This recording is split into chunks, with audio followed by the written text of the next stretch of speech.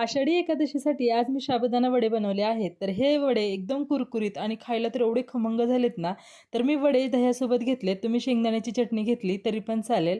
तर त्यासाठी आपण काय केलं, इकडे मी बारीक साबुदाणा घेतलेला आहे. तुम्ही मोठ्या आकाराचा घेतला तरी पण चालेल. आता हा साबुदाणा फक्त 20 मिनिटं भिजवलाय आणि एकदम मोकळा सुट्टा असं भिजलेला आहे, बघू शकता. आणि हिरवी मिरची आणि 1 वाटी शेंगदाणे घेतलेले आहेत. शेंगदाणे छान मंद आचेवर भाजून घ्यायचे आणि एका साईडला ठेवून द्यायचे. आणि शेंगदाणे मस्त थंड झाल्यावरच आपल्याला त्याचं कूट बनवायचं आहे. आता इकडे मी 2 बटाटे उकडलेले घेतलेले आहेत, त्याची साल काढून घ्यायची आहे आपल्याला.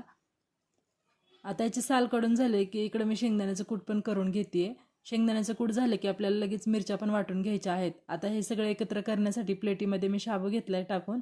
आता त्याच्यावर आपल्याला जे बटाटे उकडलेले ते हाताने छान कुस्करून टाकायचे आहेत. नंतर शेंगदाण्याचं कूट पण टाकून घ्यायचं आणि जी मिरचीची पेस्ट केलेली आहे ते पण ह्याच्यावर टाकून घेऊया आणि चवीपुरतं मीठ टाकून घ्यायचं. आता हे मिश्रण मी सगळं एकत्र करून घेतलंय. आता एका साईडला मी तेल गरम करायला ठेवलंय.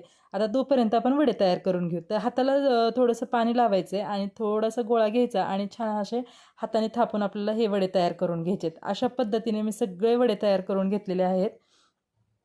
तर बघू शकता आणि हे वडे तयार झाले. आपलं तेल पण छान गरम झाले. आता हे वडे आपल्याला एक एक करून असे छान तेलामध्ये सोडून घ्यायचे आणि तेल मस्त गरम झालेलं असेल तरी आपल्याला बारीक आचेवरच मस्त हे खरपूस आणि सोनेरी रंग येईपर्यंत तळून घ्यायचे.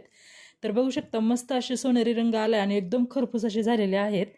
असेच आपल्याला कुरकुरीत सगळे वडे तयार करून घ्यायचे.